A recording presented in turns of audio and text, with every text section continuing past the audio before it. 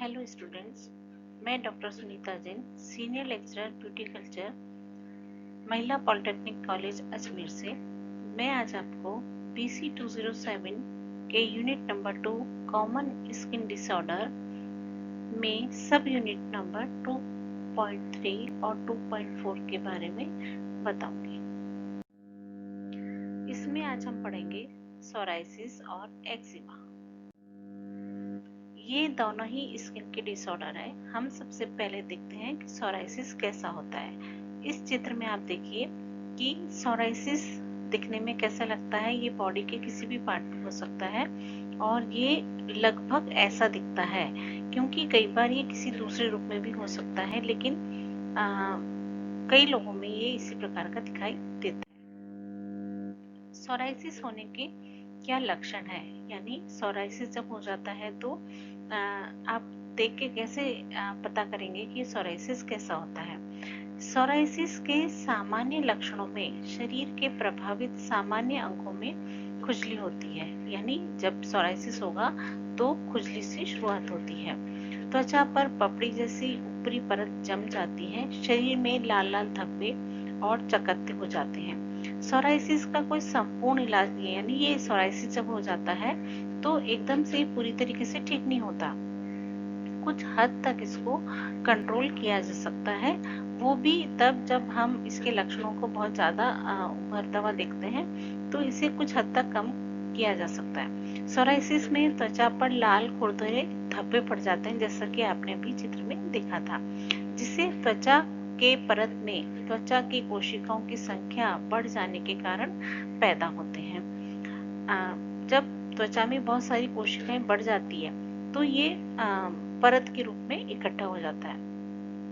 ऐसे तो त्वचा की कोशिकाएं पुरानी होकर शरीर के तल से झड़ती रहती है, जैसा कि आप पहले भी देखते होंगे कि जब हमारी स्किन हमेशा थोड़ी थोड़ी झड़ती रहती है। इस प्रक्रिया में लगभग 4 सप्ताह का समय लग जाता है, लेकिन कुछ व्यक्तियों को जो सोराइसिस के शिकार होने पर त्वचा की कोशिकाएं 5-6 दिन में ही झड़ने लगती, मतलब झड़ती तो है लेकिन कुछ व्यक्तियों में 5-6 दिन में झड़ती है, कई में थोड़ा लंबा टाइम के बाद झड़ती है। यही अधिकाधिक त्वचा के कोशिकाओं का झड़ाव त्वचा पर छाल रोग के घाव पैदा करता है। छाल रोग मतलब सोराइसिस को हिंदी में छाल रोग कहते हैं। तो ये घाव पैदा करता है जब वो बहुत ज्यादा झड़ने लग जाती है।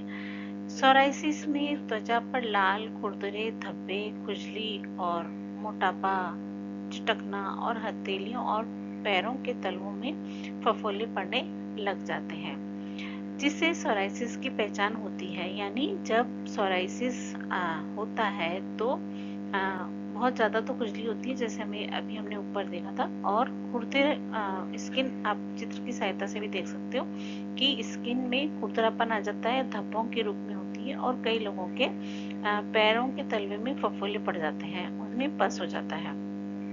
ये लक्षण हल्के फुल्के से लेकर भारी मात्रा में होने लगते हैं। इससे दर्द होता है तथा इससे व्यक्ति अशक्त भी हो जाता है, मतलब निढाल हो जाता है, क्योंकि बहुत भारी मात्रा में होते हैं और बहुत सीवियर पेन होता है, तो व्यक्ति कमजोर हो जाता है। यह रोग संक्रामक नहीं है। संक्रामक नहीं है मतलब एक व्यक्ति से दूसरे व्यक्ति में ही फैलता है। सोराइसिस होने के कारण। सोराइसिस किन वजह से होता है? सोराइसिस होने के ऐसे तो कई वजह होती है। कई बार ये वंशानुगत भी होता है। मतलब वंशानुगत का मतलब है कि अगर किसी के पेरेंट्स में अगर ये होता है तो उस व्यक्ति के होने के चांसेस बढ़ जाते हैं, यानी ये एक महत्वपूर्ण कारण माना जाता है छाल रोग होने का। ये भी कहा जाता है कि यदि कोई व्यक्ति सोराइसिस का शिकार है तो उसके बच्चे को भी इस रोग होने का 20% संभावना होती है, और यदि दोनों माता पिता दोनों में अगर ये रोग है तो ये 70% होने का डर होता है। गलत खान पान। अगर व्यक्ति बहुत अधिक असमान भोजन एक साथ करता है। असमान भोजन का क्या मतलब है कि कोई भी 2 या 3 भोजन जिनका कोई कॉम्बिनेशन नहीं होता, या जिनके खाने से ऐसे कॉम्बिनेशन से उसमें रोग उत्पन्न हो जाते हैं, जैसे मछली और दही। मतलब आप मछली भी मत मछली अगर आप खा रहे हैं तो उसके साथ में दही नहीं खाना चाहिए, और अगर एक साथ खाएं या अन्य कोई भोजन एक साथ नहीं करना चाहिए, या कोई ऐसी चीज जो हमारे शरीर को सूट नहीं करती है तो वो उससे बीमारी हो जाती है। जैसे जंक फूड, शहद, लहसुन, तेल से बनी चीजें, समुद्री भोजन, मूली या मसालेदार या खट्टा ज्यादा खाने से भी सोराइसिस हो जाता है। धूम्रपान और शराब के ज्यादा सेवन करने से भी सोराइसिस बढ़ जाता है। तो जरूरी है कि खान पान में हमें ध्यान रखना चाहिए। सोराइसिस के 7 प्रकार होते हैं, यानी जब सोराइसिस होता है तो वो अलग अलग टाइप का सोराइसिस होता है। तो हमें ये जानना चाहिए कि हम ये पता करें कि सोराइसिस के प्रकार कौन कौन से हैं। सोराइसिस क्रॉनिक यानी बार बार होने वाला बीमारी है जो शरीर के किसी भी हिस्से पर हो सकता है। इसके कारण त्वचा पर लाल और सफेद रंग के धब्बे हो जाते हैं। ज्यादातर ये समस्या स्कैल्प, हाथ पैर, हथेलियों, पांव के तलवे, कोहनी, घुटने और पीठ पर होती है। जैसा कि आपने भी चित्र में भी देखा था, तो ये सिर पे भी हो सकती है, हाथ पर, हथेली, पांव, कोहनी, घुटने और पीठ पे होती है। वैसे तो ये रोग 2-3% के लोगों में ही पाया जाता है, लेकिन फिर भी इस रोग की हमें पूरी जानकारी होना बहुत जरूरी है। 7 प्रकार में कई में पाई जाने वाली समस्या का इलाज न करवाने पर ये बार बार होती है। ये क्रॉनिक होता है, ये बार बार होता जाता है। ठीक होगा फिर हो जाएगा, फिर ठीक होगा फिर हो जाएगा। तो हमें इसके लिए ध्यान रखना चाहिए कि जिन चीजों को खाने से अगर ये होता है तो उन चीजों को अवॉइड किया जाए। इसके प्रकार में सबसे पहला प्रकार है प्लेग सोराइसिस। 8 से 10% लोगों में होने वाली समस्या के कारण शरीर पर सिल्वर और सफेद रंग की लाइन बन जाती है। कोहनी, घुटने, स्कैल्प और पीठ के नीचे होने वाले इस सोराइसिस से लाल धब्बे और जलन होने लगती है। छोटे छोटे लाल धब्बे हो जाते हैं और उनमें छोटी छोटी फुंसियां हो जाती है और लाइन बन जाती है व्हाइट और सिल्वर कलर की, और उसमें जलन होती है। सेकंड है चित्तीदार सोराइसिस।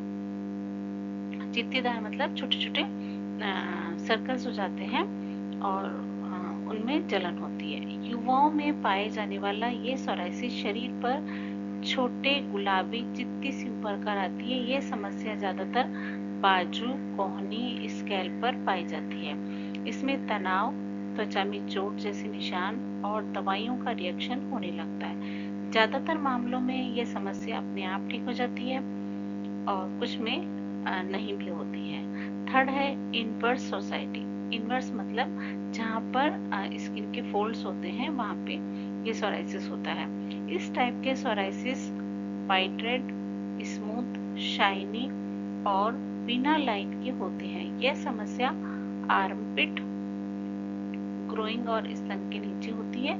यह परेशानी पसीने और रगड़ने के कारण होती है। फोर्थ है पस्चुलर सोराइसिस।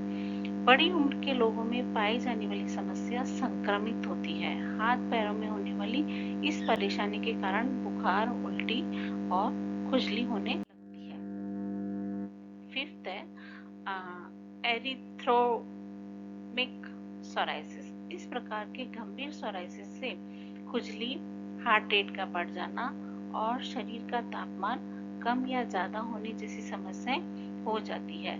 इस संक्रमित सोराइसिस का इलाज न करवाने पर निमोनिया भी हो सकता है। मतलब ये बहुत ज्यादा सीवियर होता है और ये संक्रमित भी होता है। ये एक व्यक्ति से दूसरे व्यक्ति में भी हो सकता है। आमतौर पर सोराइसिस संक्रमित नहीं होता है, लेकिन ये जो गंभीर सोराइसिस है ये संक्रमित हो सकता है।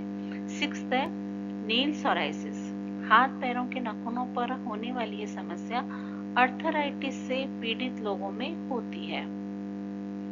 इसके कारण नाखून में दर्द, नाखूनों के रंग में बदलाव, नाखूनों के अंदर चौक जैसा तत्व उभर जाता है। ज्यादातर ये समस्या फंगल इन्फेक्शन के कारण होती है। सेवेंथ है सोरियाटिक अर्थराइटिस।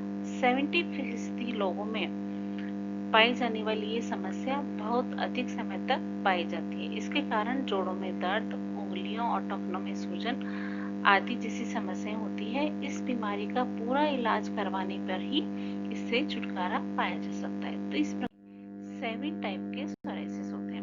अब हम पढ़ेंगे एक्जिमा। एक्जिमा क्या होता है? ये भी एक त्वचा का रोग है। ये देखिए, आप इस चित्र की सहायता से देखिए कि ये किस टाइप का दिखता है। एक्जिमा भी त्वचीय रोग है और इसमें भी खुजली होती है और ये भी डर्मेटाइटिस के नाम से भी ये जाना जाता है। एक्जिमा को एटोपिक डर्मेटाइटिस के नाम से भी जाना जाता है, जिसका तात्पर्य ऐसी स्थिति से है जिसमें त्वचा पर खुजली और लाल धब्बे हो जाते हैं। यह समस्या मुख्य रूप से नवजात शिशुओं और बच्चों में देखने को मिलती है, जिसका असर उसके चेहरे पे पड़ता है, लेकिन कई बार ये बीमारी अधिक उम्र के लोगों में भी हो जाती है। एक्जिमा की समस्या किसी भी व्यक्ति को हो सकती है, क्योंकि हम सभी को काम की वजह से घर के बाहर रहना पड़ता है और उस दौरान हमें सूरज की तेज धूप में रहना पड़ता है। यदि इसका इलाज समय रहते न किया जाए तो ये समय बीतने के साथ गंभीर रूप ले सकती है और व्यक्ति को मेडिकल सहायता की जरूरत पड़ सकती है। हो सकता है कि कुछ लोगों के लिए एक्जिमा बिल्कुल नया शब्द हो और उन्हें इसकी कुछ भी जानकारी न हो। उनके लिए इस बीमारी के प्रति ऐसा रवैया अपनाना घातक हो सकता है, क्योंकि एक्जिमा की बीमारी किसी भी व्यक्ति को हो सकती है। यह समस्या मुख्य रूप से नवजात शिशुओं, बच्चों को देखने को मिलती है, जिनका सीधा असर उनके चेहरे पर पड़ता है, लेकिन कई बार ये बीमारी अधिक उम्र के लोगों को भी जाती है।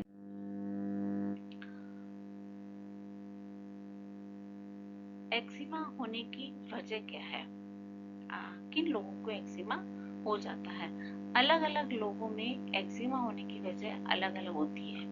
इसके बावजूद एक्जिमा कुछ प्रमुख कारणों से होती है, जो निम्नलिखित है। रोग प्रतिरोधक क्षमता का कमजोर होना, यानी आपके इम्यून सिस्टम का इम्यून पावर कम होने की वजह से एक्जिमा होता है। ऐसा माना जाता है कि यदि किसी शख्स की रोग प्रतिरोधक क्षमता कमजोर होती है, यानी उस रोग प्रतिरोधक क्षमता होती है जो कि आपको रोगों के लड़ने की जो क्षमता है, अगर क्षमता कम है तो बार बार बीमारियों से होती रहती है। इसलिए इम्यूनिटी पावर बढ़ाना बहुत जरूरी होता है। तो अगर इम्यूनिटी पावर कम है तो उससे बहुत सारी बीमारियां जल्दी हो जाती है।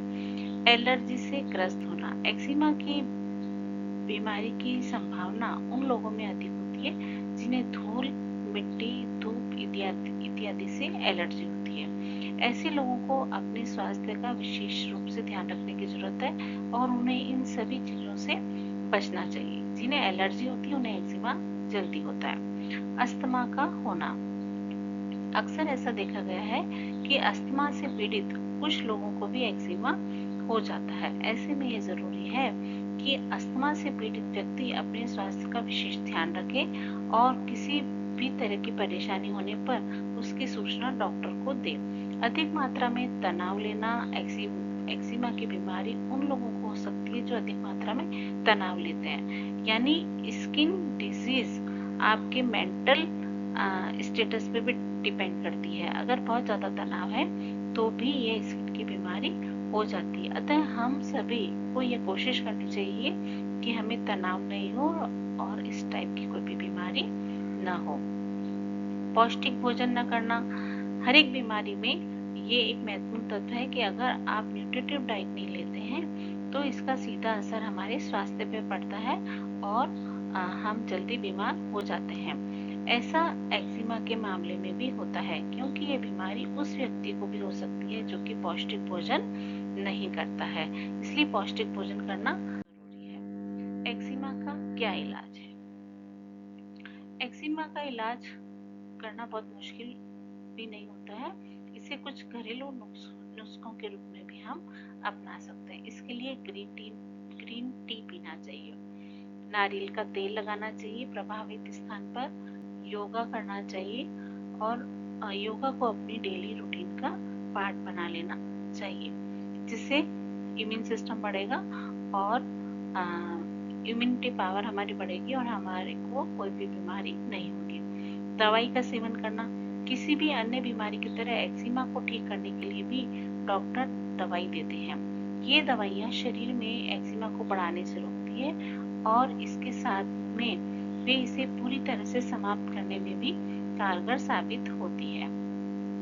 थेरेपी लेना अक्सर एक्जिमा का इलाज कुछ थेरेपी जैसे लाइट थेरेपी अथवा फोटोथेरेपी के द्वारा भी किया जाता है। इन थेरेपी में अल्ट्रावायलेट किरणों का इस्तेमाल व्यक्ति की रोग प्रतिरोधक क्षमता को मजबूत करता है। विटामिन डी अगर स्किन को मिलेगा तो वह स्किन की प्रॉब्लम से जल्दी छुटकारा पा सकता है। एक्जिमा का सामना भी अच्छे तरीके से कर सकता है। दिनचर्या में बदलाव करना, कई बार डॉक्टर एक्जिमा से पीड़ित व्यक्ति को अपनी दिनचर्या में कुछ बदलाव करने जैसे व्यायाम करना, योगा करना, भरपूर नींद लेना इत्यादि करने की सलाह देते हैं। इस प्रकार एक्जिमा का इलाज दिनचर्या में सकारात्मक बदलावों के द्वारा भी किया जा सकता है। अगर हम हमारी लाइफ स्टाइल को चेंज करते हैं तो हम बहुत सारी ऐसी चीजें ऐसी बहुत सारी बीमारियों से हम बच सकते हैं। Thank you.